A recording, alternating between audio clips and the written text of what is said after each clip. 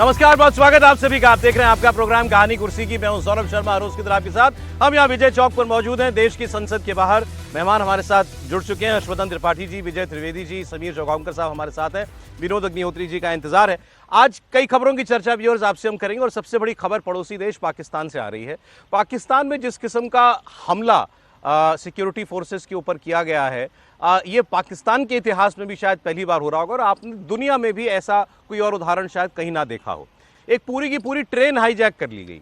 Hijack करने वाले Bloch liberation army के लोग हैं जो बलूचिस्तान की आज़ादी की जंग लड़ रहे हैं और ये बहुत पुराना संगठन है। वो पाकिस्तान उसको आतंकवादी संगठन कहता है, वो अपने आप को एक मिलिटेंट संगठन कहते हैं, जो कि उनका उद्देश्य वो कहते हैं कि हमें अपने आप को, अपने मुल्क को, बलूचिस्तान को आज़ाद कराना है पाकिस्तान के चंगुल से, जिसने हम पर अनधिकृत कब्जा कर रखा है। अब ये ट्रेन आप समझें कि 500 लोगों को लेकर जा रही थी। बलूचिस्तान का इलाका है जहाँ पर ये पूरा का पूरा हमला हुआ, उस इलाके को कहा जाता है बोलन, और वहाँ पर पहाड़ी इलाके में एक सुरंग है। सुरंग के बीच बड़ा टफ टेरेन है। उस सुरंग के बीच में इस ट्रेन को उन हथियारबंद मिलिटेंट्स ने रखा हुआ है। इसके अंदर उनका पहले ये खबर आई थी कि उन्होंने कुछ बुजुर्गों को, बच्चों को, महिलाओं को छोड़ दिया। हालांकि पाकिस्तान की जो स्टेट एजेंसीज हैं वो इस बात से इनकार कर रही हैं। उनका दावा ये है कि कल जब ये खबर आई देर शाम, तब से लेकर अब तक के बीच 155 लोगों को वहाँ से छुड़ा लिया गया है, रेस्क्यू कर लिया गया है। बहुत से लोग ट्रेन के अंदर अभी भी सवार हैं। ट्रेन में माना जा रहा है कि 100 लोग ऐसे भी हैं जो सीधे सीधे पाकिस्तानी सेना, ISI और उनकी पुलिस से जुड़े हुए हैं और वो प्राइमरी टारगेट हैं। और ये जो लड़ाके हैं ये बार बार धमकी ये दे रहे हैं कि पाकिस्तान की सेना ने अगर इनको छुड़ाने के लिए ट्रेन पर हमला बोला तो ये 10-10 करके पाकिस्तान की सेना के जो लोग वहाँ पर हैं सैनिक, उनको एग्जीक्यूट करना, उनको मारना शुरू कर देंगे। ट्रेन के आसपास पूरे इलाके के अंदर बलोच लिबरेशन आर्मी के लड़ाकों ने अपनी पोजीशंस ली हुई हैं। पाकिस्तान की सेना हेलीकॉप्टर्स का, ड्रोन्स का इस्तेमाल कर रही है अपने सैनिकों के अलावा, और उसका कहना यह है कि दूसरे दिन में ये ऑपरेशन जा चुका है, लेकिन जल्द सब लोगों को छुड़ा लिया जाएगा। अच्छा, इन जो लड़ाके जिन्होंने इसको अगवा किया ट्रेन को, उन्होंने एक ऑफर पाकिस्तान को दिया था कि आप प्रिजनर एक्सचेंज कर लीजिए, हमारे बहुत सारे लोग आपके कब्जे में हैं जिनको आपने गिरफ्तार कर रखा है, जिनको बलूचिस्तान में माना जाता है कि पाकिस्तान की सेना जो है कहीं से भी उठा लेती है, अगवा कर लेती है और फिर उनका कभी अता पता नहीं लगता। तो ऐसे बहुत सारे लोगों की लिस्ट इन्होंने पाकिस्तान की सरकार को दी और कहा उनको आप छोड़ दीजिए, उनके बदले में हम आपको, आपके लोग जो हैं ये, इनको हम रिहा कर देंगे। लेकिन अभी तक ये हो नहीं पाया है। क्वेटा बलूचिस्तान की राजधानी है, वहाँ से ये पेशावर जा रही थी, जो नॉर्थ वेस्ट फ्रंटियर प्रोविंस वहाँ का एक दूसरा राज्य है। अब ये तो ऑपरेशन चल रहा है, इसकी डिटेल्स जो आएंगी वो हम आपको बताते रहेंगे, लेकिन इस बहाने हम लोग बात करना चाहते हैं कि पाकिस्तान किस बहाने पर खड़ा है, पाकिस्तान में हो क्या रहा है। इस किस्म का हमला हो जाए किसी ट्रेन के ऊपर जिसमें 100 से ज़्यादा सैनिक खुद मौजूद हों और पूरी की पूरा देश की आर्मी लगी हुई हो इस वक्त उस सिचुएशन को डिफ्यूज़ करने में। यूनाइटेड नेशंस में मामला उठ गया। आप सोचिए कितना गंभीर मामला है, जो सेक्रेटरी जनरल ने इस पर बयान दिया है UN के। तो इसकी हम लोग आज बात करेंगे। जैसे हमारे साथ विजय जी हैं, कई बार पाकिस्तान भी उनका जाना हुआ है, पेशावर भी वो गए हुए हैं। हमने ये सारी चीज़ें टेलीविज़न पर देखी होंगी सर, लेकिन ऐसा उदाहरण मुझे तो कोई याद नहीं है कि पूरी की पूरी ट्रेन टेररिस्ट वो कहते हैं मिलिटेंट्स ने अगवा कर ली हो। बिल्कुल ऐसा मुझे भी याद नहीं आता, लेकिन दो बातें समझने की है। एक तो बलूच जो है, या जो लोग लगे हुए BLA के लोग हैं, या बलूचिस्तान है। बलूचिस्तान को अभी मैं पाकिस्तान के भी कुछ चैनल्स देख रहा था, उनमें क्या हो रहा है कि वो भारत को टारगेट कर रहे हैं कि गवर्नमेंट ऑफ इंडिया जो है सपोर्टिंग दीज है। पहली बात तो ये समझ लीजिए कि बलूचिस्तान जो है वो भारत पाकिस्तान से पहले बना था।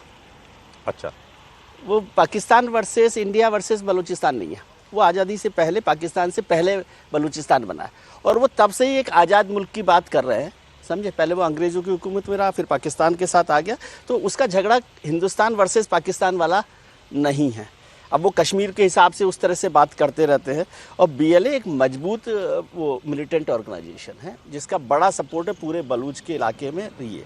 दूसरी बात, जो ट्रेन का आपने भी जिक्र किया कि ये पहली बार ऐसा देख रहा हूँ, कभी हुआ होगा क्योंकि एक बड़ी ट्रेन को इस तरह से हाईजैक कर लेना। लेकिन ये जो बोलन का इलाका है, ये टेरेन बहुत टफ है, इसमें रेस्क्यू ऑपरेशन या मिलिट्री ऑपरेशन करना बड़ा मुश्किल काम है। और वो ट्रेन जिसमें, और जो मुझे बताया गया कि उसका जो मेन टारगेट है वो पाकिस्तान आर्मी के और पाकिस्तान ऑफिशियल्स जो उसमें ट्रेन में मौजूद हैं उनको बनाया गया, पैसेंजर्स को नहीं, इसलिए कुछ पैसेंजर्स को छोड़ा गया।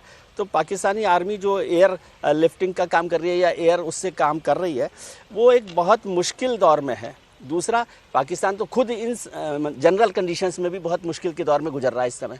आर्थिक संकट वहाँ पर है, राजनीतिक संकट वहाँ पर है। जो विपक्षी नेता हैं, यहाँ हम बहुत चर्चा करते हैं, यहाँ तो कोई विपक्षी नेता जेल में नहीं है, बिल्कुल, लेकिन वहाँ तो विपक्षी नेता कोई बाहर ही नहीं है।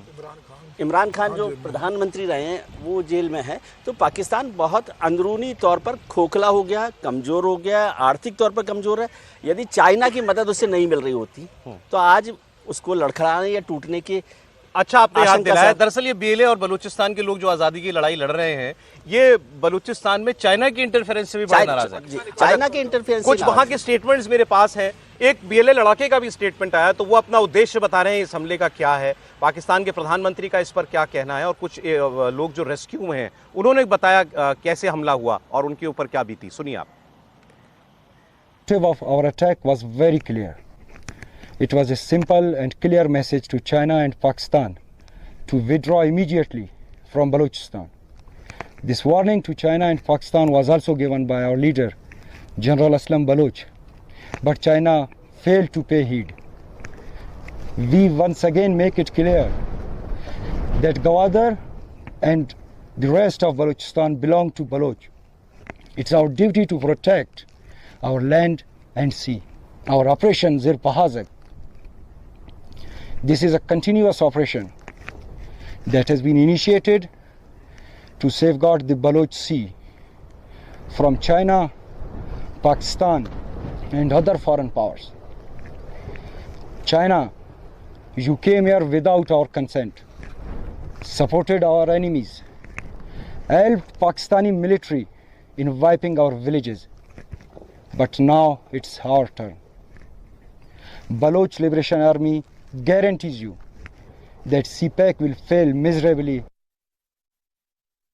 बलूचिस्तान में जो इस वक्त दहशतगर्दी के ख़िलाफ़ जंग जारी है, उसमें हर रोज़ हमारे जवान, पुलिस के जवान, पुलिस के अफसर, अफवाज पाकिस्तान के जवान, उनके अफसर शहादतें दे रहे हैं, चाहे वो केपी है या बलूचिस्तान है। मैं समझता हूँ कि जब तक मुकम्मल तौर पर अमन कायम नहीं होगा, तरक्की का ख्वाब ये मुकम्मल नहीं होगा, ये शर्मिंदा ताबीर नहीं होगा। इसके लिए जो हमारे जवान, अफवाज पाकिस्तान के, लॉ इन्फोर्सिंग एजेंसीज के, पुलिस के, रेंजर्स के, वो जो कुर्बानियाँ दे रहे हैं, ये रहती दुनिया तक इन अजीम कुर्बानियों को हमें हमेशा याद रखना होगा। बस उसके बाद चीखो पुकार थी, सब लोग चीख रहे थे, गाने मार रहे थे, बस कुछ लेट गए, हम भी लेट गए, पूरी ट्रेन में सब लोग लेट गए कि अपनी जान बचाएं। बस बाहर से कुछ फायरिंग हुई, ब्लास्ट हुए। उसके बाद फिर हमें कहा कि आप लोग नीचे उतरे। लोग नहीं उतर रहे थे, मैं अपने बच्चों को लेके उतर गया। मैं इतना देखना नहीं चाह रहा था, क्योंकि मैं अपनी और अपने बच्चों की जान बचाने के लिए बस मैंने फौरन बच्चों ने कहा पीछे मुड़ के नहीं देखना। उसने कहा पीछे मुड़ के नहीं देखना।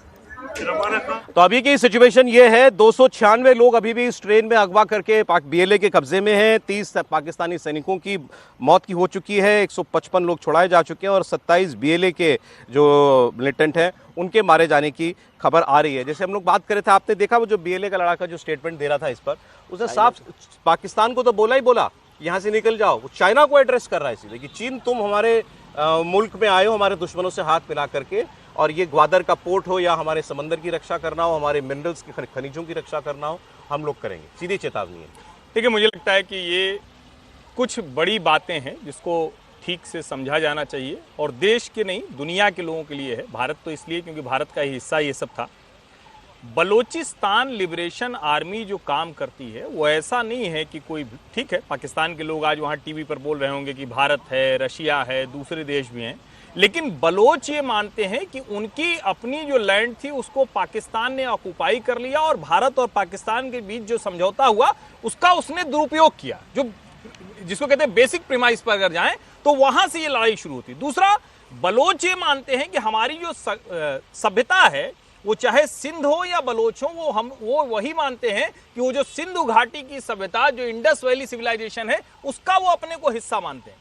ये जो आया है, जिसमें कई बार पाकिस्तान तुर्की के साथ, मलेशिया के साथ और चाइना के साथ दूसरी वजहों से जुड़ता है, तो उसकी नाराजगी है नंबर 1। दूसरा क्या है, सबसे ज्यादा रिच स्टेट है वो, यानी अगर बलोच की बात करें तो पूरा जो बलूचिस्तान का इलाका है, जिसमें ग्वादर पोर्ट भी है, गैस हो, मिनरल हो, मिनरल्स का बहुत बड़ा, गोल्ड हो, तो सबसे बड़ी खदानें वही हैं। उनको ये लगता है कि चाइना को हमें गिरवी रख दिया, सर्विलांस स्टेट बना दिया। उन्होंने अभी पिछले कुछ दिनों में 6 इंजीनियर चाइनीज थे, उनको निपटा दिया। लगातार वो इस तरह के हमले करते रहते हैं, और ये जो ट्रेन है, ये ऐसा फंसाया है उनको कि या तो पूरी की पूरी ट्रेन जाएगी, और या जिसको कहते हैं कि अपनी वो जो रास्ता है, ट्रैक है, वो अगले कम से कम 6 महीने के लिए बंद हो जाने वाला है। इसको भी समझिए, ये सिर्फ इतना भर नहीं कि आज की ये ट्रेन का मसला है। अगर ये ट्रैक उड़ गया तो इनका जो क्वेटा से पेशावर को जोड़ने वाला रास्ता है वो रुकेगा, और वो रुकेगा तो जिस चाइना पाकिस्तान इकोनॉमिक कॉरिडोर की बात हो रही है, जिसको पहले कहते थे पूरी दुनिया में बनाएंगे वन बेल्ट वन रोड के जरिए, उस पर भी ये बहुत बुरा असर पड़ने वाला है। पाकिस्तान टूट रहा है, ये तय है।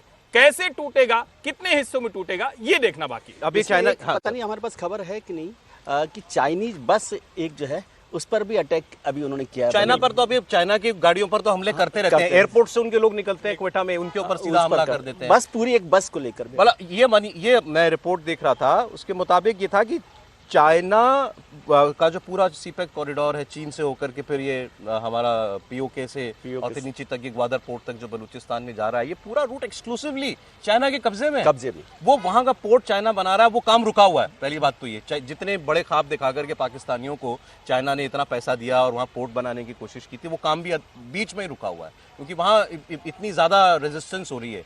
चाइना ने एयरपोर्ट वो पूरा का पूरा अपने लोगों के लिए कब्जे में ले रखा है। केवल वहां पर चाइनीज विमान ही उतरते हैं और कुछ नहीं होता वहां पर। उसके अलावा टाउनशिप चाइना क्रिएट कर रहा है अपने लोगों को सुरक्षित रखने के लिए। तो चाइना टारगेट पर है सीधे सीधे, और पाकिस्तान के लिए ये बहुत बड़ी एम्बैरेसमेंट भी है एक किस्म की। देखिए, निश्चित रूप से मुझे लगता है कि चाइना बलूचिस्तान में ईस्ट इंडिया कंपनी बनकर गया है। वो एक, अगर ईस्ट इंडिया कंपनी का रूप देखेंगे तो वही है। बलूचिस्तान के जितने नेचुरल रिसोर्सेज है उस पर उसका कब्जा करने का चाइना का प्लान है, और चाइना ने उसके पीछे बहुत लंबा समय तक सर्वे किया है और इतना पैसा पाकिस्तान को दिया है। जब पाकिस्तान को तो चाइना ने इसका फायदा उठाया, बहुत पैसा पाकिस्तान को दिया है, आर्मी को दिया है, और उसके बदले अब उनके भौतिक संसाधन जो है, प्राकृतिक संसाधन है, उसकी लूट चाइना करना चाहता है। इकोनॉमिक कॉरिडोर जो है वो इसका सबसे बड़ा सबूत है कि जिस तरीके से चाइना ने उसको अपने कब्जे में लिया है। लेकिन बलूचिस्तान को BLA के जो लड़ाके हैं, इनको मुझे लगता है आतंकवादी कहने से बेहतर ये है कि वो अपने देश की लड़ाई लड़ रहे हैं। उनको पता है कि उनका देश स्वतंत्र था। जब पाकिस्तान टूटा तो अंग्रेजों के दबाव में कि चूंकि वहां पर रशिया कब्जा ना कर ले और रशिया के हाथ में बलूचिस्तान ना चला जाए, इसलिए अंग्रेजों के दबाव में बलूचिस्तान को पाकिस्तान में शामिल के कब्जे में जाना पड़ा, और तब से वो लड़ाई लड़ रहे हैं। बाद में रशिया कमजोर पड़ा तो उनकी ताकत। सर, एक इंटरेस्टिंग बात आपको बताता हूँ। अभी जैसे विजय जी ने कहा कि वहां की मीडिया में भी अगर आप बात सुनेंगे, आमतौर पर वो बलूचिस्तान में जो कुछ भी इंसर्जेंसी है उसको भारत से जोड़ते हैं कि भारत उनको फंड करता है, ये उनका आरोप रहा है। लेकिन इस वक्त वो उनका मीडिया इसके पीछे किसी देश का नाम ले रहा है, तो वो अफगानिस्तान है। उनको मीडिया कह रहा है कि इनके सारे हैंडलर्स अफगानिस्तान में बैठे हैं। जितने प्रमुख लोग हैं अफगानिस्तान में, वो BLA को लेकर बात कर, BLA को लेकर, क्योंकि अफगानिस्तान से प्रमोट हो रहा है, वहीं से कंट्रोल हो रहा है। उनके सारे प्रमुख लोग वहां पर अफगानिस्तान में, और जो आर्थिक सपोर्ट मिल रहा है वो भी उन्हें कई जगह अफगानिस्तान से मिल रहा है। पाकिस्तान में तो बड़ा जश्न मनाया था जब तालिबान की वापसी हुई थी। अमेरिका जब अफगानिस्तान छोड़ के गया था, विजय जी उसका क्या हुआ? उनको शायद पता नहीं, भस्मासुर की कहानी उन्हें नहीं पता होगी पाकिस्तान को, कि भस्मासुर जो है ना, जिनको आप खुद पैदा करते हैं आतंक के लिए, वो आप ही का घर जो है ना सबसे पहले जलाते हैं, और वो पाकिस्तान उस आग को अब महसूस कर रहा है। उसको आप अफगानिस्तान और तालिबान को छोड़िए, जो वो हिंदुस्तान में कर रहा है, जो आतंकवादी गतिविधियां, जिस तरह का सारा काम लड़ाई चल रही है, वो लड़ाई को तो वो लोग तैयार होते हैं। वो सारे काम तो हिंदुस्तान में नहीं आ रहे ना, लेकिन वो तैयार हो गए तो वो कहाँ पर जाएंगे? अब वो यहाँ की यहीं पर ठीक कर दिया, नहीं कर रहे। वो जो एयर स्ट्राइक और सर्जिकल स्ट्राइक की थी मोदी जी ने, उसके बाद पाकिस्तान समझ गया कि लक्ष्मण देश की हालत आप समझिए। अब हर चीज को हम लोग, ठीक है, क्योंकि साथ ही में निकला पाकिस्तान भी आजादी के बाद, तो कंपैरिजन एक होता है। भारत में इस वक्त किस किस्म का माहौल है? हर जगह शांति, एक ये इसमें एक लाइन में आपने जो बोला है कि भारत और पाकिस्तान साथ साथ निकले आजादी के, ऐसा नहीं हुआ। भारत तो यहीं था, पाकिस्तान उसमें से चले, ठीक है, ऐसे कह ले। यहाँ आपको हमारे अब देश में कहीं भी किसी भी हिस्से में कश्मीर में छुटपुट घटनाएं होती हों, अदरवाइज अब नॉर्थ ईस्ट में एक मणिपुर का मामला अभी आया, नहीं तो नॉर्थ ईस्ट के सारे झगड़े हमारे लगभग खत्म हो चुके थे। हमारा माओइस्ट इंसर्जेंसी जो बिल्कुल देश के हार्ट ऑफ द कंट्री के बीच में होता था, वो लगभग खत्म हो गया था। क्या हालात होते हैं वो सब खत्म हो गए। पाकिस्तान में वहां का सांसद फजलुर रहमान, एक बड़ी दाढ़ी वाले आपने देखे होंगे, वो पार्लियामेंट में खड़े होकर अभी स्टेटमेंट कुछ दिनों पहले दे रहे थे कि आपके नॉर्थ वेस्ट फ्रंटियर प्रोविंस के कई जिले ऐसे हैं कि वो किसी भी दिन ऐलान कर देंगे कि हम आजाद मुल्क हैं, किसी भी दिन वो ऐलान कर सकते हैं। तो वैसा का वैसा ही इलाका, 6 से 7 जिलों की उन्होंने बात की। और अभी आप चीन के इन्वेस्टमेंट की बात कर रहे थे, वहाँ की रिपोर्ट्स अगर देखिए जो बहुत कम बाहर आती है, और कई बार मुझे लगता है ना कि वहाँ की मीडिया को लेकर कई बार यहाँ ऐसे कहा जाता है कि जैसे वहाँ मीडिया बहुत अच्छे से काम कर रहा है, लेकिन सोचिए इस पूरे इलाके में चाइना ने जो सर्विलांस सिटीज बनाई हैं उनके खिलाफ वहाँ खूब विद्रोह हुआ। लोकल लेवल पर लोग लड़ रहे हैं, बोल रहे हैं, इंटरनेशनल लेवल पर लोग कोशिश कर रहे हैं। जो वहाँ के बलोच लीडर्स हैं वो दुनिया के अलग अलग हिस्सों से अपनी बात भी कहते हैं। सबसे जो बुरी बात है कि वहाँ चाइनीज आए हैं, वो एक जिसको कहें कि ऑफिसर क्लास हो गया है। जो वहां के बलोच लोग हैं, जो पाकिस्तानी हैं, जो वहां के मूल लोग हैं, वो सिर्फ या तो स्लेव हैं, वर्कर हैं, कॉन्ट्रैक्ट पे हैं। ये वाला विभाजन ज्यादा खतरनाक है। जैसे अगर उनको हिस्सा मिला होता कि ठीक है भाई हम बलोचिस्तान के लोगों को भी कुछ दे रहे हैं, उनको कुछ नहीं दिया, पाकिस्तान की सरकार ने उनसे कॉन्ट्रैक्ट किया और अब तो वो कर्ज इतना ज्यादा हो रहा है। जैसे आप कहते हैं ना कई बार चलो हम कब्जा कर लेंगे, भाई बैंक ने किसी को लोन दिया, उसकी प्रॉपर्टी की कीमत है, तब तक तो ठीक है। अब जो चाइना का कर्ज है वो इतना अधिक हो गया है कि बलोचिस्तान में ना वो कोई डेवलपमेंट कर पा रहे। और जिस एयरपोर्ट की आप बात कर रहे हैं वो बड़ा रोचक है। उस एयरपोर्ट पर चाइना ने जितना निवेश किया है अगले 20 सालों में भी वो वापस नहीं आने वाला है। क्यों? क्योंकि कोई इंटरनेशनल वहां ट्रैफिक नहीं जाने वाला है, कोई ऐसा ट्रेड कार्गो नहीं जाने वाला है। तो जिन वजहों से चीन ने सोचा था कि एक और नया सेंटर बनेगा, वो बन नहीं पाया है, इसका भी खामियाजा भुगतना पड़ा। वो तो अभी क्या है, ग्वादर को तो उन्होंने एक्सक्लूसिवली अपने लिए कर रखा है। वो जितना रिसोर्सेज, जितना मिनरल्स और वो भी सब कुछ है, चाइना अपने लिए इस्तेमाल कर रहा है उसको।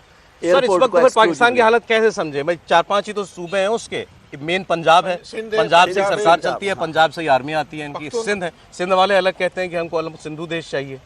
हालांकि मैं ऐसी इंसर्जेंसी नहीं देखने को मिलती सिंध में। नॉर्थ वेस्ट फ्रंटियर प्रोविंस में पठानों ने जो पश्तूनों ने मोर्चा खोला हुआ है। भारत और पाकिस्तान को दशकों से यदि हम समझना चाहते तो एक बात से समझना चाहिए कि भारत जो है वो मिडिल क्लास लोगों का देश है। यहाँ पर 70-80% लोग मिडिल क्लास लोग हैं।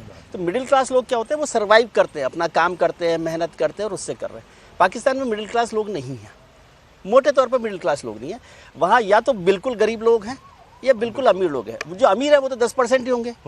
आप कराची जाइए, आप लाहौर जाइए, आप इस्लामाबाद जाइए, तो वहाँ की कोठियाँ, वहाँ की पार्टियाँ, वहाँ के लोग, कितना करप्शन। पूरी आर्मी ऑफिसर्स की जो कराची में कोठियाँ हैं, कुछ कोठियों महलों में आप गए, हम लोग तो गए नहीं, तो उनमें सब में इतना करप्शन है। और दूसरी तरफ ऐसा पाकिस्तानी है जो आम पाकिस्तानी है, उसके लिए रोटी खाने की भी बहुत मुश्किल है। खबरें आती हैं रोटी के लिए, हाँ नहीं मिलता। एक वीडियो से मैंने ऐसा देखा, मुझे यकीन नहीं हुआ। छीना झपटी होती है। पुलिस का या सेना का आदमी था, एक ढाबे पर गया, रोटी की दुकान पर रोटी बन रही थी, उसने 2 रोटी उठाई, वो बहस कर रहा है उससे कि ये कम वजन की है। वो बगल की दुकान पर जाता है, एक मेडिकल स्टोर पर, मेडिकल स्टोर वालों के पास छोटी-छोटी वेइंग मशीन होती है ना, कम वजन को नापने की, वो उसके ऊपर नाप के देखता है और फिर वापस जाता है, तू लोगों को कम वजन की रोटी खिला रहा है। वहाँ पर वो जो गरीब है, अब जैसे मैं एक उदाहरण बताऊँ, जैसे हर्ष जी ने जिक्र किया, आफ्टर कारगिल में वहाँ गया था, तो नवाज शरीफ साहब के, ये सुनिएगा, और यही वजह जड़ है। ये नवाज शरीफ साहब के घर भी गया, उनका इंटरव्यू मैंने किया था। तीनों लोगों का उस समय मेरे को इंटरव्यू करने का मौका मिला, परवेज मुशर्रफ साहब का भी, आसिफ जरदारी साहब का भी और नवाज शरीफ साहब का भी।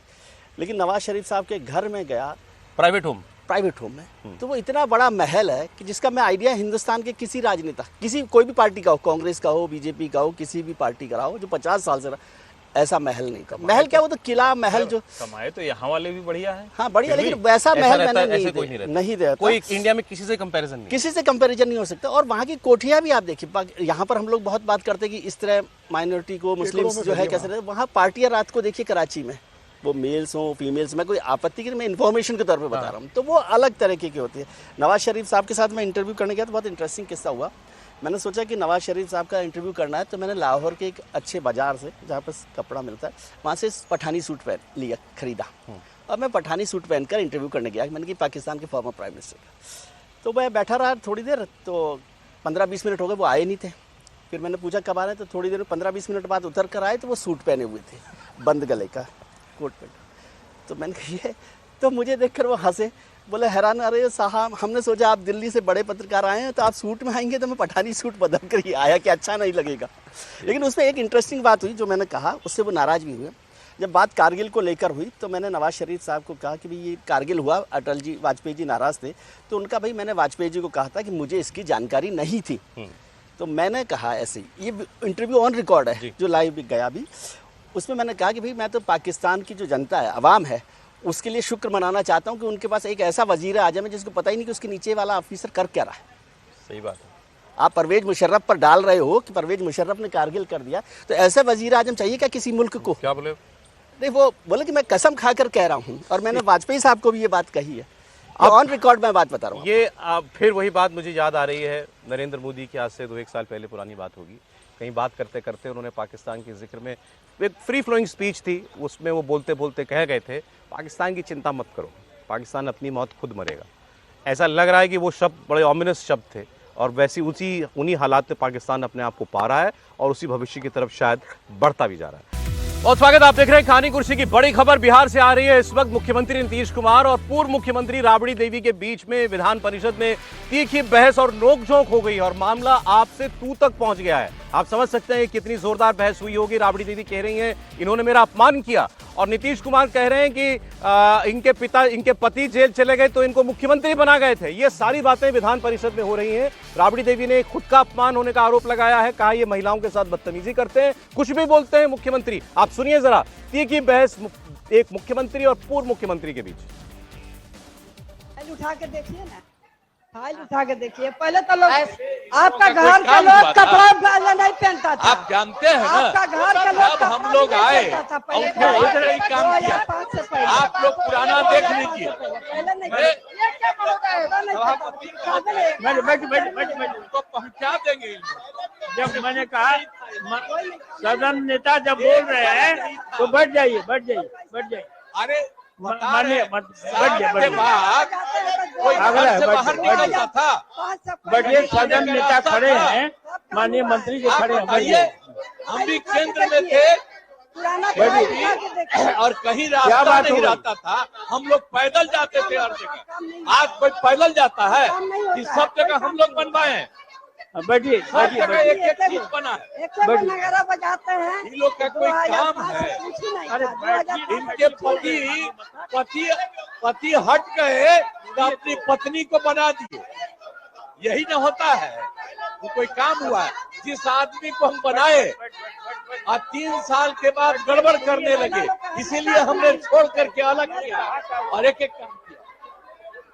बैठ जाइए ना, बैठ जाइए, सदन को चलने दीजिए। बैठ जाइए, बैठ जाइए, बैठ। आप बैठ जाइए, बैठ। एक आदमी माननीय मुख्यमंत्री जी के द्वारा महिलाओं का अपमान किया जाता है। अरे महिला का जितना इज्जत हुआ है हमेशा अपमान होता है, यह उचित नहीं। अरे गलत बात है। बैठ जाइए। महिलाओं के लिए कोई काम हुआ था? और कितना ज्यादा महिलाओं के लिए हम लोगों ने काम किया। अरे 50% आपको मालूम है, जब हम लोगों ने प्रचार किया 50% महिलाओं के लिए, और कितना ज्यादा महिलाओं के लिए हुआ नहीं। आज आप जानते हैं कि महिलाएं कितना आगे हैं। अपमानित हुआ। अरे चली गई हो, अरे इन लोगों के चक्कर में चली गई हो तो कुछ नहीं जानती हो, पूरी बात जानिए। ये सारा का सारा काम कराया गया है। अब हम एक बात कर देंगे, अब पहले जैसे कर दिया जाता था, अब हम एक रोज, जो हम लोग आए 5 में, अब पहले क्या गड़बड़ था, 5 से 10 में क्या किया, 10 से 15 क्या किया, और उसके बाद 20 तक क्या काम किया, बीच में तो ले लिए थे, बेमतलब का बात था। जब कोई काम नहीं करता था हटाए। अब हम लोग जिनके साथ थे वो सब दिन के लिए साथ रहेंगे, कभी इधर उधर नहीं जाएंगे। हम बार बार करते हैं तो हम एक अपमान होता है, यह उचित नहीं। अरे गलत बात है। बैठ जाइए। महिलाओं के लिए कोई काम हुआ था? और कितना ज्यादा महिलाओं के लिए हम लोगों ने काम किया। अरे 50% आपको मालूम है, जब हम लोगों ने प्रचार किया 50% महिलाओं के लिए। कितना ज्यादा महिलाओं के लिए हुआ? ये सब कोई महिला को किया था? कहीं पढ़ाता था? अरे कुछ 5वीं क्लास तक हल्का फुल्का आती थी, उसके बाद नहीं। देखिए नीतीश कुमार भांगेड़ी हैं, भांगा पी के आते हैं हाउस में, आन संत महिलाओं को बीच में बोलते हैं, महिलाओं का अपमान करते हैं। एक नहीं, बिहार के महिला को, बिहार के महिला, पूरा बिहार के महिलाओं को, हमको भी सदन में भी बेइज्जत करते हैं, आरोप लगाते हैं कि पहले 2005 से पहले कोई कपड़ा पहनता था। हम पूछना चाहते हैं नीतीश कुमार से, माननीय प्रधानमंत्री से, कि वो लोग के घर के माँ बहन, बेटी बहन कपड़ा पहनती थी कि नहीं? ये पैदा कहाँ हुआ है? 2005 से पैदा हुए हैं नीतीश कुमार, और 2014 में 5 हुए प्रधानमंत्री। आप बताइए ना, इतना दिन लोग कहाँ था? ऊपर से टपक गया है 2005 में, और 2014 में प्रधानमंत्री और मुख्यमंत्री। जब न तब महिलाओं के सदन में हमको 2 बारी हो गया अपमानित करने। ऐसा मुख्यमंत्री होता है? ऐसा मुख्यमंत्री होता है बिहार के?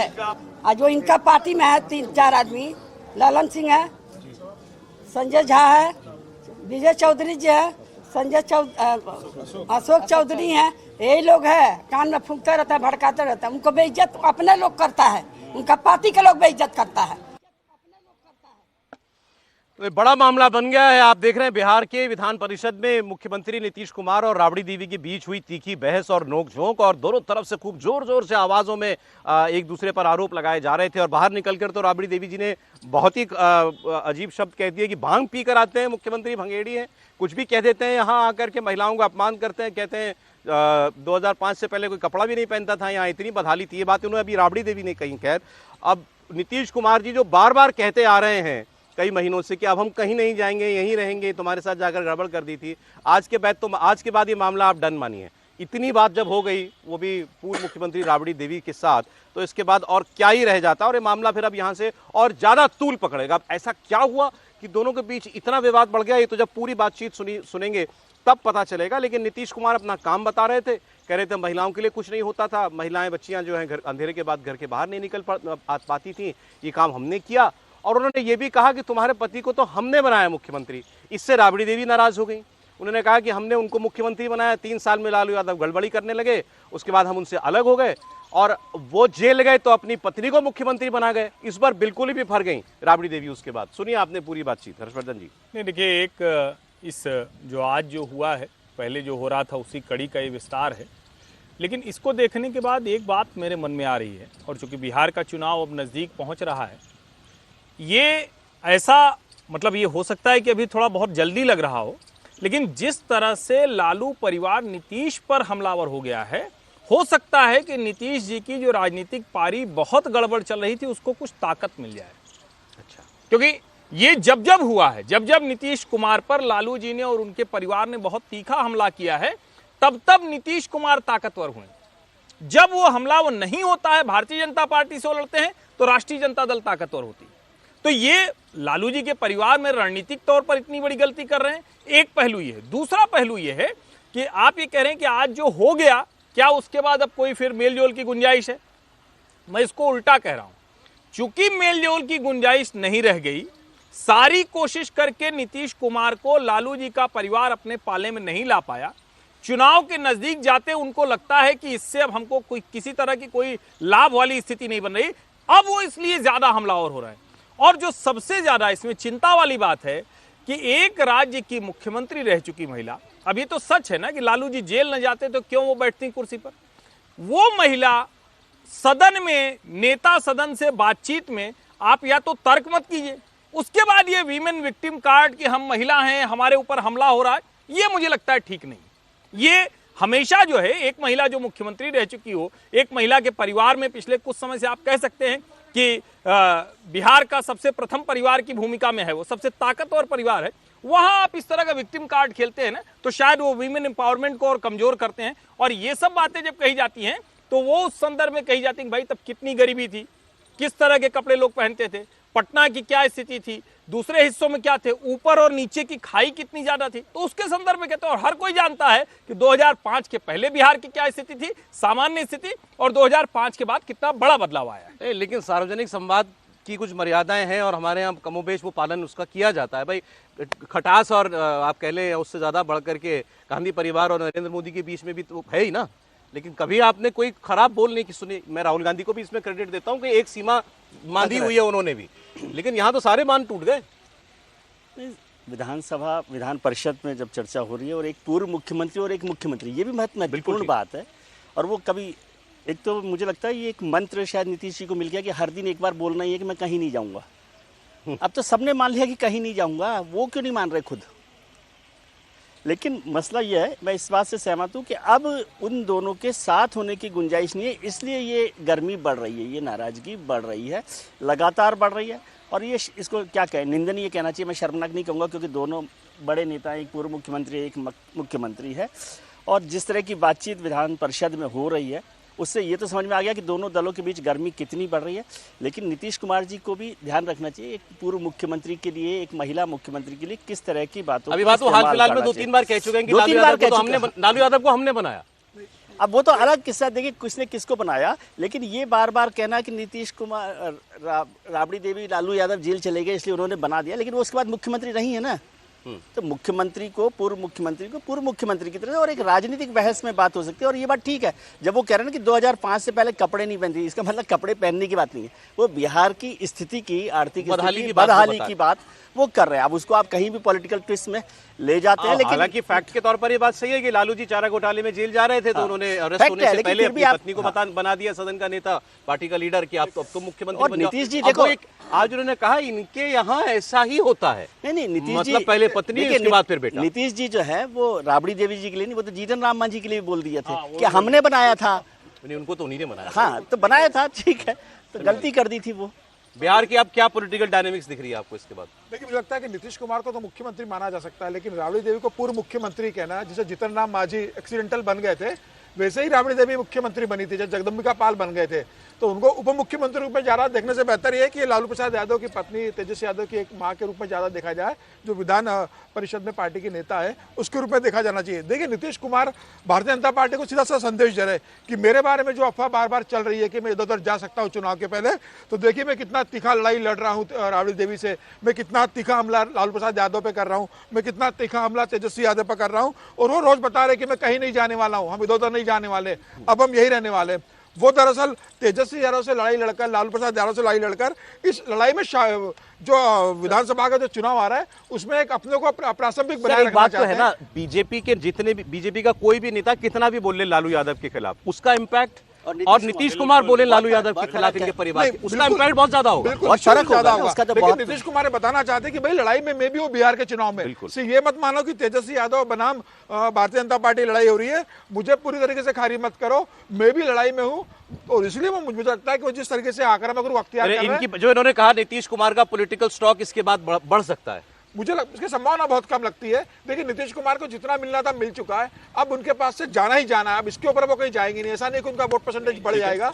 मुझे लग रहा है कि मुसलमानों का जो बड़ा वोट बैंक है उनका तो चला गया, बाकी वोट बैंक में शेयर लगने वाली है। उनकी कोशिश ये है कि जिस तरीके से 2020 में परफॉर्मेंस रहा था, कम से कम में वो बहुत शॉर्ट में ब्रेक का समय हो सिर्फ गया। एक लाइन, हम लोग पहले भी एक दिन तेजस्वी और लालू जी का पैरेलल खींच रहे थे। लालू जी को पता है कि अगर नीतीश कुमार पर हमला होगा तो हमारे लिए संकट है, नीतीश जी प्लस होंगे। तेजस्वी ये बात नहीं समझ पा रहे हैं, और राजद की ये रणनीति कतई ठीक नहीं कि नीतीश कुमार से लड़ते दिखे। बहुत स्वागत आपका, आप देख रहे हैं कहानी कुर्सी की, यहाँ विजय चौक से लाइव मेहमान हमारे साथ बने हुए हैं। अब ये विवाद तो चल ही रहा है, पिछले कुछ दिनों से लगातार नेता लोग बयान दे रहे हैं कि होली और जुम्मा यानी रमजान के वक्त शुक्रवार, जो अहम दिन है मुसलमानों के लिए नमाज का, वो एक ही दिन पढ़ रहे हैं परसों। तो इस पर क्या हो, विवाद शुरू हुआ था। संभल के सीईओ ने कह दिया था कि भाई 52 जुम्मे आते हैं साल में, होली एक दिन आती है, तो जिसको रंग से डर हो वो घर से बाहर ना निकले। इस पर विवाद बढ़ता गया, बिहार तक पहुंच गया। बिहार में बीजेपी के एक विधायक हैं बचौल साहब, उन्होंने भी यही स्टेटमेंट दिया कि बाहर निकलें अगर मुसलमान तो दिल बढ़ा करके निकलें, वरना ना निकलें, कभी रंग पड़ सकता है, बुरा ना माने उस बात का। इस पर तेजस्वी यादव ने कहा था किसी के बाप का बिहार है कि नहीं है, हम 5-5, 6-6 लोग हिंदू खड़े होंगे एक मुसलमान की रक्षा के लिए, और रंग पड़ जाना जैसे कोई किसी पर कोई हमला करने जैसा हो गया हो। बहरहाल अभी तक लग रहा था कि ये विवाद केवल सुर्खियां बटोरने के लिए नेता लोग दे रहे हैं, लेकिन अब इसमें एक सीरियस डेवलपमेंट है। बिहार के आरा की मेयर हैं, इनका नाम है अंजुम आरा, और इन्होंने कहीं से ये फॉर्मूला निकाला और ये कह रही हैं कि मैंने प्रशासन से मिलकर के एक तरकीब निकाली है। क्या तरकीब है? तरकीब ये है कि कोई टकराव ना हो होली के दिन, क्योंकि लोग नमाज पढ़ने के लिए निकलेंगे तो कोई उन पर रंग वंग डाल दे, छींट वीट डाल दे, तो कहीं कुछ मामला बन जाए, विवाद हो जाए, तो होली 1.5-2 घंटे के लिए रोक दी जाए, होली रोक दी जाए। अब ये सुन के ही अटपटा लगता है कि आप कैसे रोकेंगे होली? प्रशासन कैसे मनवाएगा लोगों को कि भाई होली मत खेलो? कब से मत खेलो? 12:30 बजे से लेकर के 2:30 बजे तक आप होली मत खेलिए, लगभग 2 घंटा आप होली मत खेलिए, क्योंकि उसी बीच में ये नमाज जो है वो हो जाती है। तो ये बड़ी अटपटी बात थी। मैं इसकी भी एक थोड़ी सी डिटेल आपको देना चाह रहा था। आप भी सोच रहे होंगे कि भाई ऐसी क्या खास नमाज होती है उस दिन पर। मैं बताता हूँ आपको।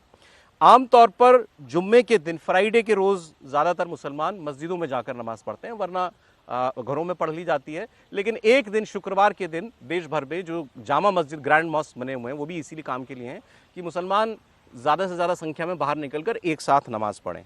नमाज 5 बार की होती है, हम सब जानते हैं। ये जो वक्त पड़ रहा है दोपहर वाला, इसको जोहर की नमाज कहते हैं। ये दोपहर के वक्त की जाती है। इसकी टाइमिंग सूरज के उगने और छिपने के हिसाब से हर दिन की एक अलग टाइमिंग होती है, लेकिन मोटे तौर पर जैसे दिल्ली में उसका समय 12:30 बजे से लेकर के 3:30 बजे तक का है, 3 घंटे का समय। तो इसी बीच में से ये 1.5-2 घंटे का समय बिहार में मेयर जो साहिबान है उन्होंने कहा कि इसमें होली ना खेली जाए। अब प्रशासन का इस पर क्या कहना है, मेयर ने क्या सोच करके ये बात कही है, और इस पर बीजेपी और जेडीयू के लोग कैसे रिएक्ट कर रहे हैं, मैं आपको सुनाता हूँ। कि उसी दिन रमजान भी चल रहा है और होली भी है, दूसरी बात जुमा भी है, तो आप लोगों ने क्या कोई तरकीब निकाला है? क्या प्रशासन से आपने बात किया है? क्या हम लोगों ने तरकीब निकाला है कि 12:30 से 2 बजे के बीच में थोड़ा होली को रोका जाए, मतलब बीच में 2 घंटा का ब्रेक होना चाहिए, क्योंकि देखिए जुम्मा का टाइम तो जो है आगे जा नहीं सकता है। इसीलिए जैसे हम लोग भी जो है रमज़ान में अगर मुहर्रम पड़ गया है तो हम लोग ने टाइम टेबल थोड़ा चेंज किया है। बस सभी लोग से आग्रह यही रहेगा कि 12:30 से 2 बजे के बीच थोड़ा सा होली का कार्यक्रम जो है मस्जिद और जहाँ पे नमाज पढ़ने जाते हैं लोग, उससे थोड़ा दूरी बना के अपना, ये आपने अपना सुझाव रखा है? जी, झगड़ा कोई नहीं करना चाहता है। 2-4 असामाजिक तत्व है जिसकी वजह से ये सब चीज़ होता है। इसीलिए मैं दरभंगा वासियों को भी यही कहना चाहूँगी कि देखिए, जहाँ पे अगर आपको थोड़ा सा लगता है तो आप प्रशासन की मदद लीजिए, ताकि कोई भी दुर्घटना होने से बच सके। देखिए, दरभंगा की मेयर गजवा हिंद और आतंकवादी मानसिकता की महिला है। वो जिस परिवार से संबंधित है उसका पुराना इतिहास रहा है, और उस दिन होली होगा, संपूर्ण जगह पर होली होगा। जिनको पसंद नहीं है वो परहेज करें। और राजद और कांग्रेस के लोग, वामपंथ के लोग कहाँ हैं? उनके मुंह में क्यों दही जम गई है? वो जो आग लगाना चाह रही हैं वो आग नहीं लगेगा। ऐसे लोगों पर सख्त से सख्त कार्रवाई करे प्रशासन। होली नहीं रुकेगी, नहीं रुकेगी, नहीं रुकेगी। 1 मिनट ब्रेक नहीं रहेगा। और कहाँ गए राजद के लोग, कहाँ गए कांग्रेस के लोग जो तुष्टीकरण और वोट बैंक के राजनीति के तहत मेरे बयान पर हो हंगामा मचा रहे थे? आज उनकी बोलती क्यों बंद है? कहीं कुछ बंद नहीं होगा, खूब भयंकर ढंग से होली होगा। मेयर साहिबा को एक अच्छे से अस्पताल में उनका इलाज कराना चाहिए, मानसिक उनका इलाज कराना चाहिए। वो किसी बात को बढ़ाना चाहती है, उनको लखनऊ आना चाहिए, और लखनऊ के जो हमारे जो बड़े धार्मिक उलेमा हैं, विद्वत उलेमा हैं, मौलाना हैं, उनसे सीखने की ज़रूरत है। उन्होंने स्वयं से कहा है कि 2 बजे नमाज हो, और हिंदू भाई हमारी अपनी होली, क्योंकि एक ही दिन मनाते हैं, अब वो 15 दिन वाली होली नहीं है, महीना भर वाली होली नहीं है, अब तो 2 घंटा की होली होती है केवल। तो वो लोग मनाए, उसके बाद हम अजान, अपने जो हमारी नमाज है वो हम करेंगे। ये सह नहीं सकते कि हिंदू की गुजिया हो और मुस्लिम की सवैया हो, दोनों मिलकर आपस में जैसे गले मिलकर करते आए वो करें। विपक्ष बांटना बंद करें।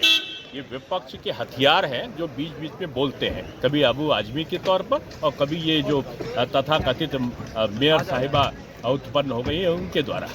एक करेक्शन मैंने आपको बताया, आरा की मेयर है, दरभंगा की मेयर है। सारा मामला जो है वहाँ पर चल रहा है, और जेडीयू की मेयर हैं ये, नीतीश कुमार की पार्टी के मेयर हैं, बीजेपी इनकी सहयोगी है। और जो दो बयान आपने मेयर के अलावा सुने, एक वो हरिभूषण ठाकुर बचौल थे जिन्होंने कहा था कि या तो बाहर ना निकलें, बाहर निकलें तो मन बड़ा करके निकले मुसलमान होली के दिन।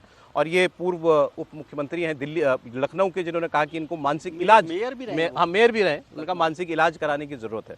अब वो कह रहे हैं कि साहब नमाज का वक्त तो नहीं बदला जा सकता, वो तो फिक्स है, तो होली को ही टाल लिया जाए। हम भी मुहर्रम का वक्त जो है वो एडजस्ट करते हैं, कभी कोई त्यौहार पड़ जाता है अगर। नहीं देखिए, एक तो ये कि मुझे जानकारी बहुत नहीं थी, लेकिन इधर लगातार सुनते हुए मैंने भी वो देखा कि आखिर है क्या। तो जो आपने कहा ना कि हर दिन अलग अलग जो 5 वक्त की नमाज होती है उसका समय तय होता है, तो सुबह वाली जो फज्र वाली हो 5:15 के आसपास है, लगभग रोज है, 3 मिनट 4 मिनट आगे पीछे नो प्रॉब्लम उसमें। फिर 6:15 6:30 और इन दोनों नमाज के बीच में सबसे कम वक्त है, यही है थोड़ा जो मुश्किल होती है। अब 6:30 के पहले तो कोई होता नहीं, उसके बाद जो 12:30 है उसके बाद 3:55 का समय है 14 तारीख को, जिस दिन होली है। यानी बड़े मजे से, और मेरी जो जानकारी है, हम लोग जो देखते हैं सुबह से जम के होली खेली जाती है। 2 बजे प्रशासन खुद होली बंद कराता है, ज्यादातर जगह लोग बंद करते हैं। क्यों? क्योंकि शाम को फिर अच्छा कपड़ा पहन के उनको लोगों से मिलने जाना है, तो फिर सूखी होली होगी, अबीर करते हैं, और उस वक्त जाकर ये लोग नमाज पढ़ सकते हैं।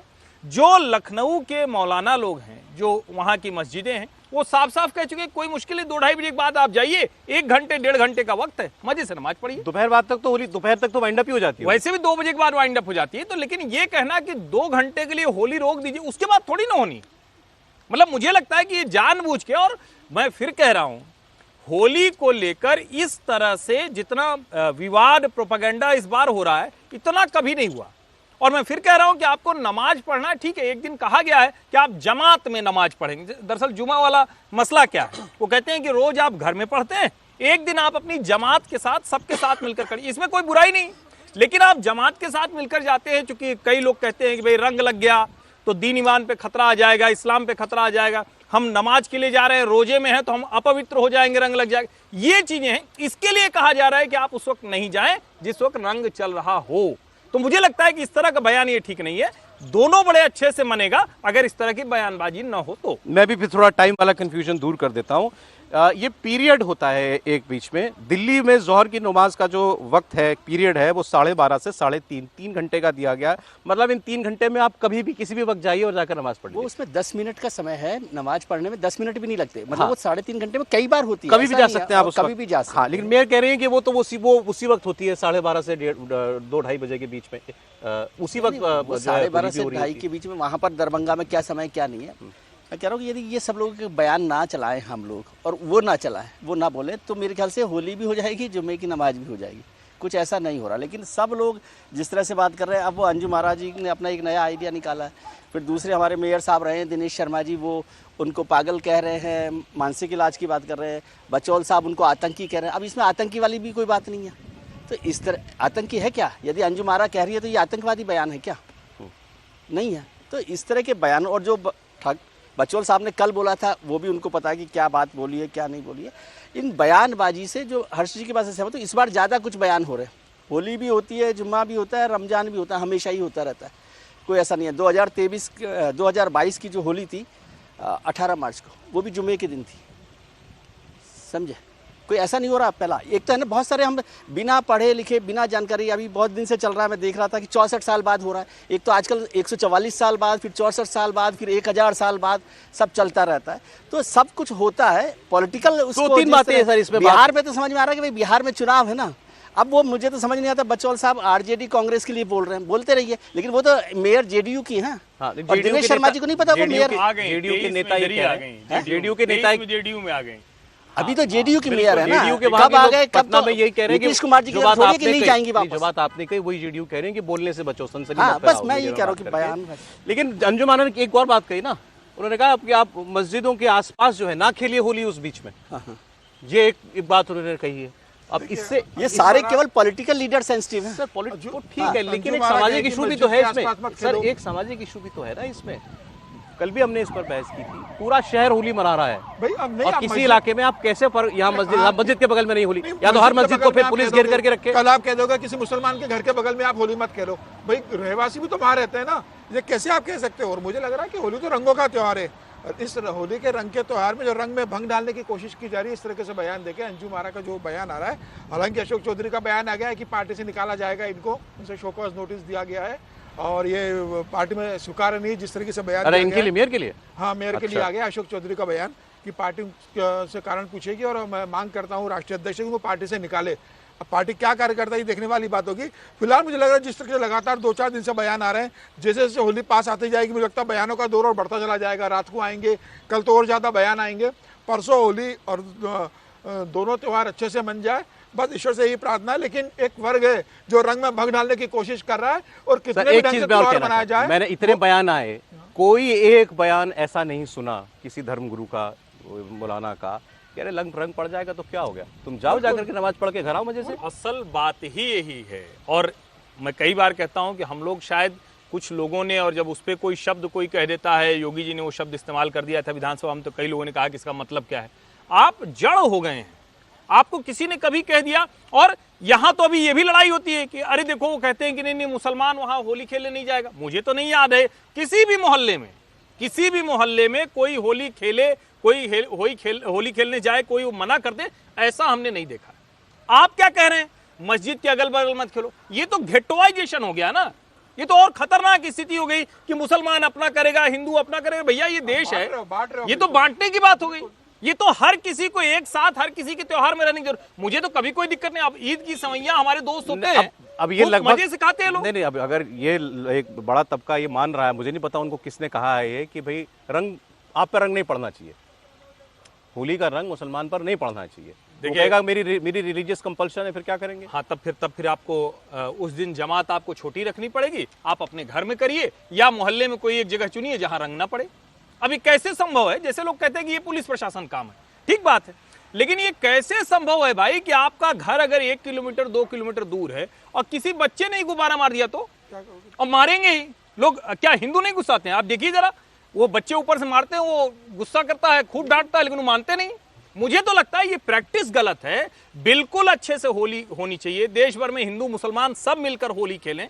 ये वाला तरीका कि उसके लिए होली रोक दीजिए, ये कर दीजिए, कतई ठीक नहीं है। और जुमे की नमाज है उसको भी उसी तरह से जिस तरह से वो करते हैं वो उसको करें। बस इतना करना होगा कि अगर आपको लगता है कि भाई इस समय रंग पड़ने से गड़बड़ हो जाएगा तो आप उस दौरान उस इलाके से न जाएं। इसके अलावा कुछ नहीं रहा। ठीक, आगे अब जरा all India Muslim personal law board, वक्फ का अमेंडमेंट बिल और इसको लेकर के जो पॉलिटिक्स चल रही है उसकी बात करते हैं। कल एक बड़ी इफ्तार पार्टी रखी all India Muslim personal law board ने, और साथ साथ ये भी ऐलान किया था कि 13 तारीख को परसों हम जंतर मंतर पर एक बड़ा प्रदर्शन करेंगे।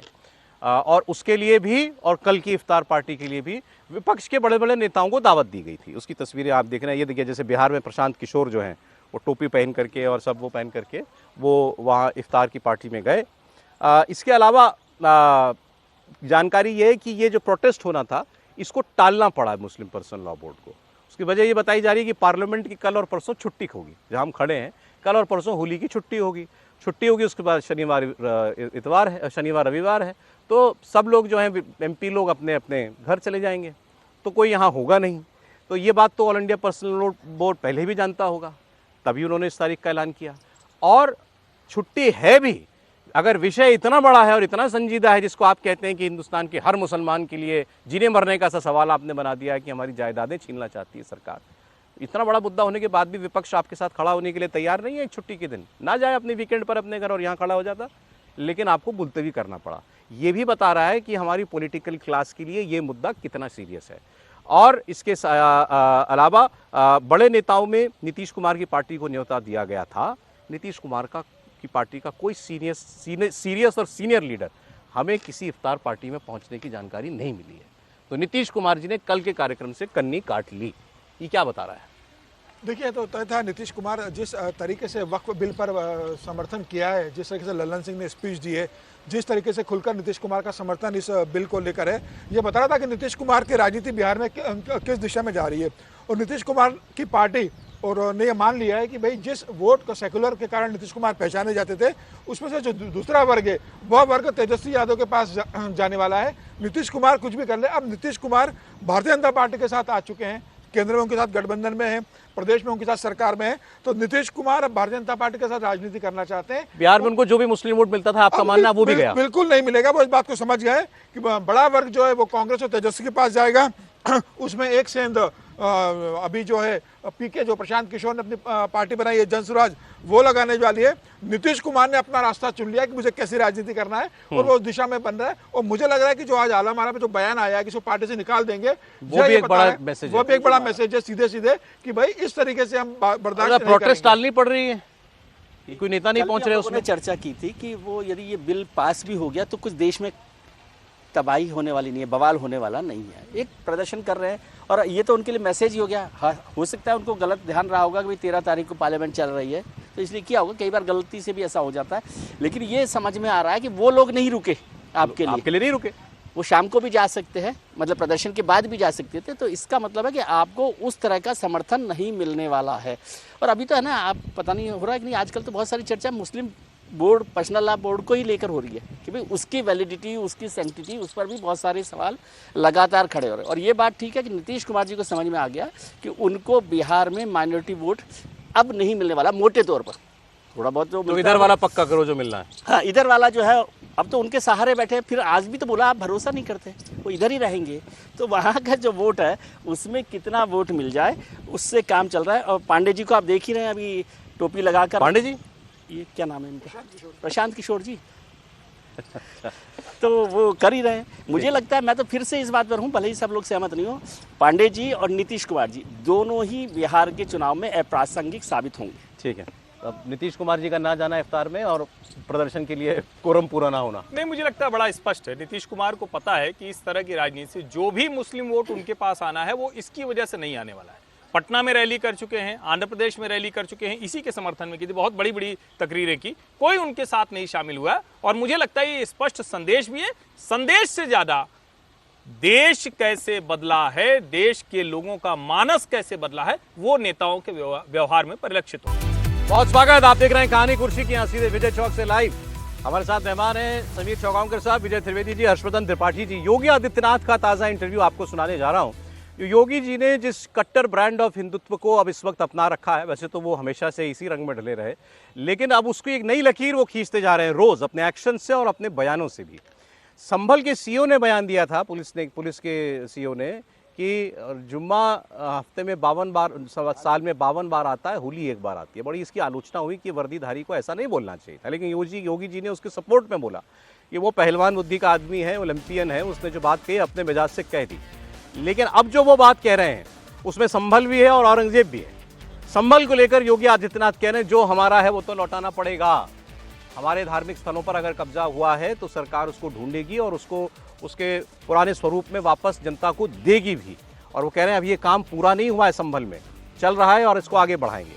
औरंगजेब पर जो विवाद शुरू हुआ महाराष्ट्र से कि औरंगजेब बड़ा महान शासक था या क्रूर आतताई आतंकी था, उसके बारे में योगी आदित्यनाथ के विचार पहले से भी बड़े साफ थे, लेकिन और क्लियर कर दिया उन्होंने कहा मुसलमान अपने बच्चों का नाम औरंगजेब क्यों नहीं रखते, कभी सोचा है?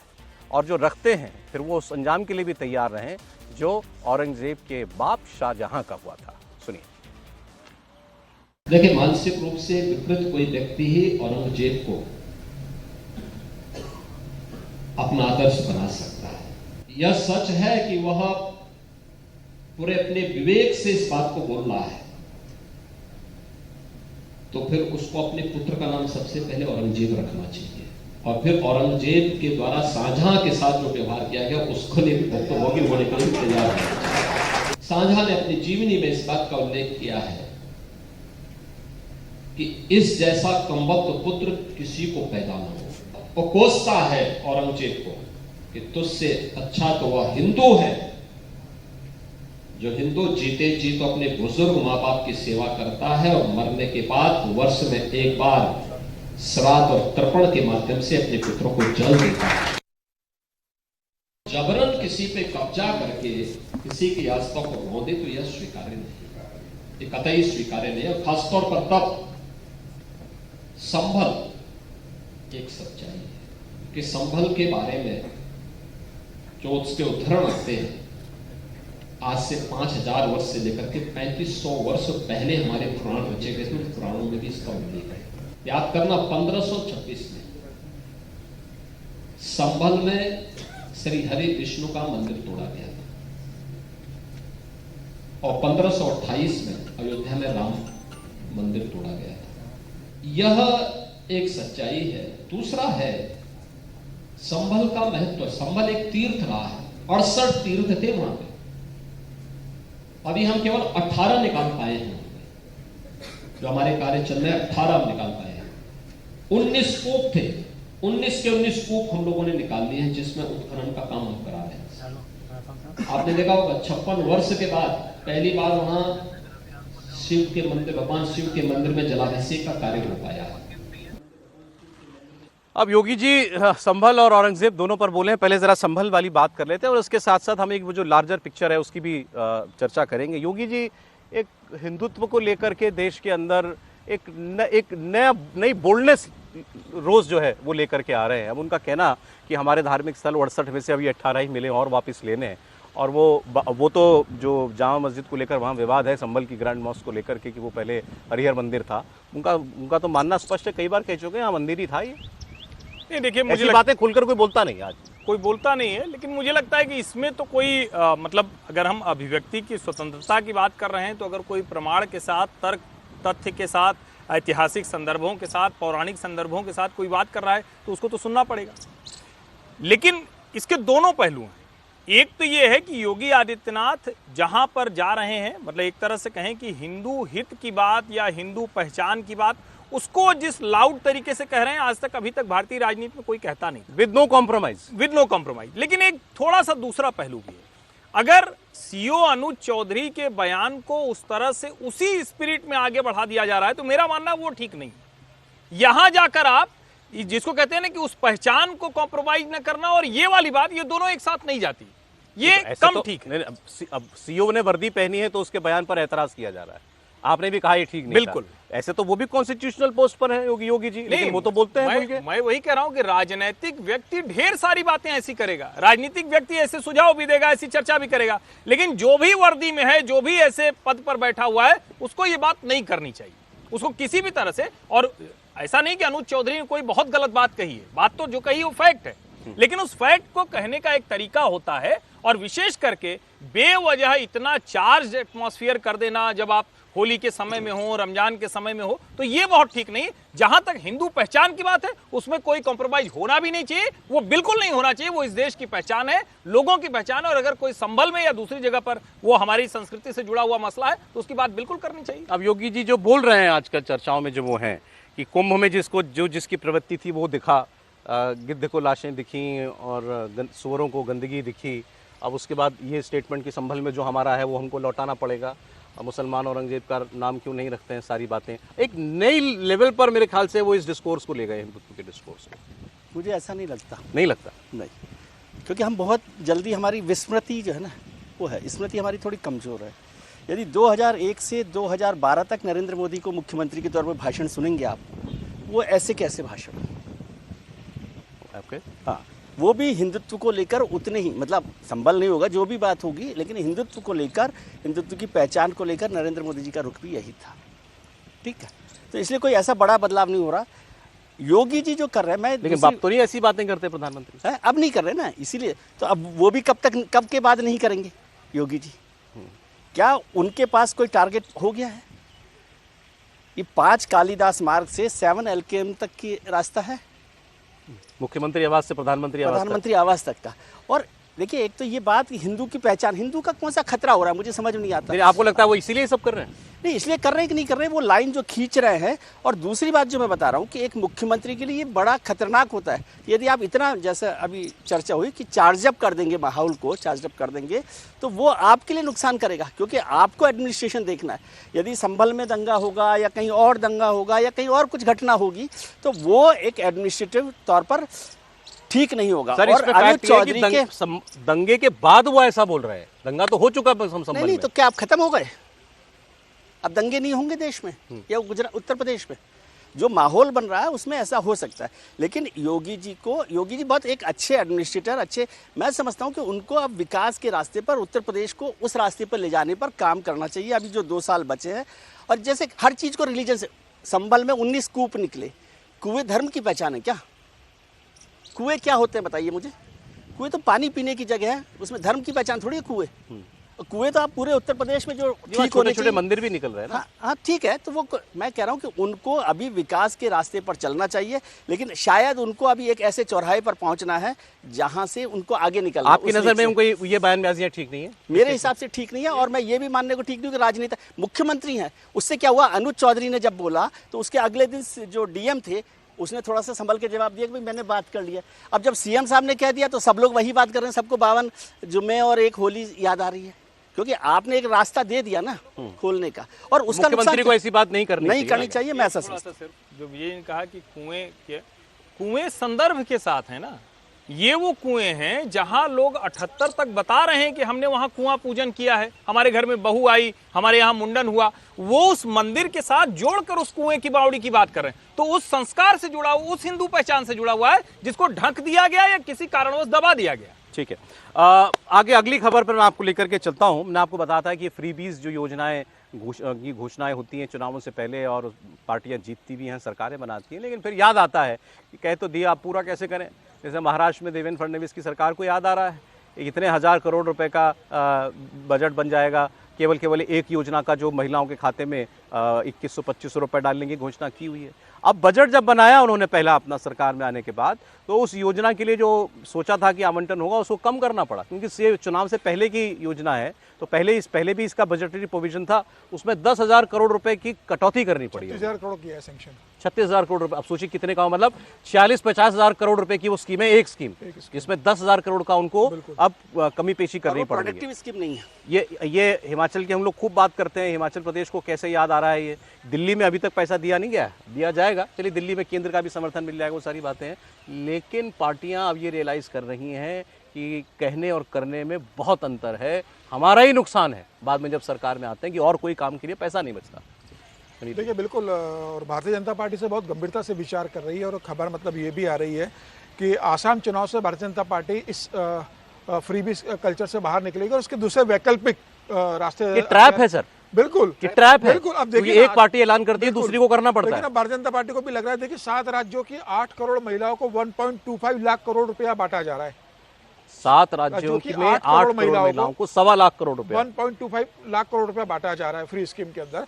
और जो सेतिया आसाम के प्रदेश अध्यक्ष है भारतीय जनता पार्टी के, तो उन्होंने बहुत स्पष्ट बोल दिया है कि अगला जब आसाम के विधानसभा चुनाव होने वाले अगले साल, उस समय हम इस घोषणा कोई भी नहीं करने वाले हैं, हम कोई वैकल्पिक रास्ता ढूंढने का, लेकिन फ्री की स्कीम जो है वो आसाम में हम किसी स्थिति में लागू नहीं करेंगे। बीजेपी इस चंगुल से निकलने के रास्ते ढूंढ रही है। बिल्कुल, देखिए बीजेपी सबसे राज्यों में है, विपक्ष अरविंद केजरीवाल ने बोल दिया कि हम इतना पैसा देंगे, भारतीय जनता पार्टी को चुनाव में जीतने के लिए बोलना पड़ा, सत्ता में भारतीय जनता पार्टी आ गई। और प्रधानमंत्री मोदी का तो विजन इसके खिलाफ ही रहा है।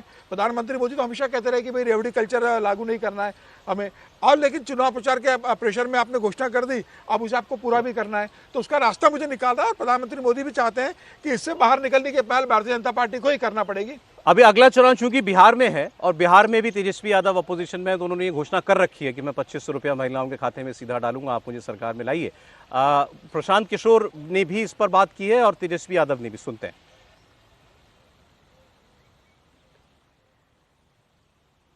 उन्होंने कहा बिहार में हर महिला को हम लोग 2500 रुपया महीना देंगे।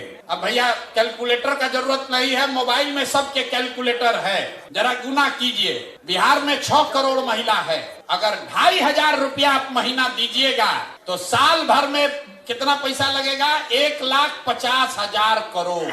बिहार में टोटल जो बजट उपलब्ध है वो 50,000 करोड़ है, टोटल बजट है 2,46,000 करोड़। लेकिन ज्यादातर बजट तो सैलरी और ब्याज वगैरह में सरकार को चलाने में खर्च होता है। तो जो योजना बजट है सरकार का, जो योजनाओं को चलाने के लिए होता है, वो योजना बजट है 50,000 करोड़। और हम लोग के विद्वान माननीय यशस्वी तेजस्वी यादव जी 50,000 करोड़ में से 1.5 लाख करोड़ रुपया बिहार के महिलाओं को दे देंगे। बाप रे बाप।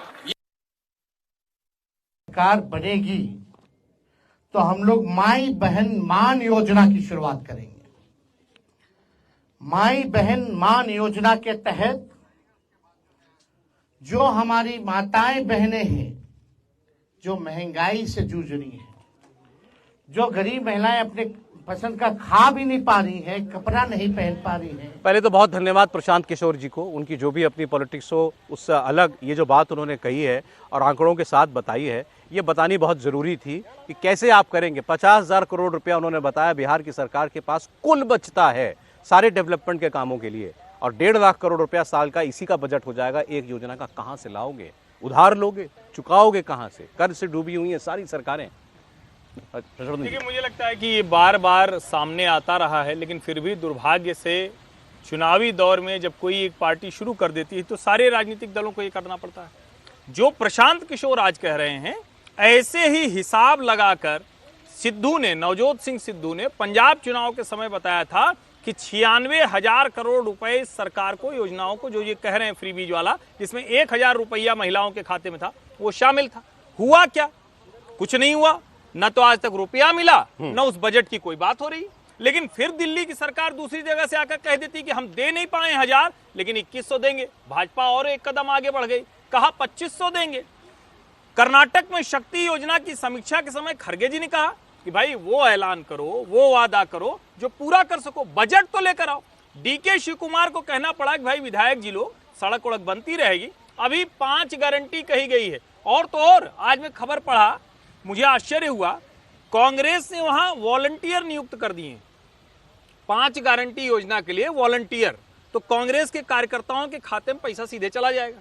यानी एक तरह से सिर्फ और सिर्फ सरकारी जो मेहनत कश खजाने में भरने वाले लोग हैं, जो सरकारी खजाने में, उनकी कीमत पर आप देश को अकर्मण्य, आप देश को पीछे ले जाने वाला, देश को बर्बाद करने वाला श्रीलंका की स्थिति में पहुंचाने की कोशिश। समीर जी जो कह रहे हैं, क्या बीजेपी के अंदर ये चर्चा शुरू हो गई है कि कैसे इस ट्रैप से निकला जाए? Bharatiya Janata party from the day one इस पॉलिटिक्स के खिलाफ है, होना ही चाहिए। कोई भी समझदार नेता, कोई भी समझदार दल, और नरेंद्र मोदी की जो गुजरात मॉडल वाली पॉलिटिक्स है उसमें इसकी कोई जगह नहीं थी। यही मैं बार बार उसका जिक्र करता हूं कि अरुण जेटली जी ने इसी सदन में बजट पेश करते हुए कहा था, हम 1 रुपया उत्तर प्रदेश की सरकार को नहीं देंगे, 1 रुपया। ये उन्होंने कहा था जब 2017 में भारतीय जनता पार्टी जीत कर आई थी और कर्ज माफी की बात थी। कहा आप अपना कुछ निकालिए, रास्ता तैयार कीजिए, अगर अपने से आप दे सकते हैं तो बहुत अच्छा है। मुझे लगता है देश के हर राज्य को समझना होगा। महाराष्ट्र ने बजट घटाया, उसकी एक वानगी है, एक मिसाल है। हर तरफ दिख रहा है ये फ्रीबीज पॉलिटिक्स सिर्फ और सिर्फ गड्ढा है, जनता उसमें फिर भी गिर रही है, ये ज्यादा खतरनाक है। अच्छी बात है कि पहले हम लोग इसकी बात करते थे, अब कम से कम नेताओं ने भी इस बात को कहना और बोलना शुरू किया है। बहुत शुक्रिया हर्षवर्धन जी, विजय जी, समीर जी, बहुत धन्यवाद कहानी कुर्सी की माने के लिए। कल फिर मुलाकात होती है।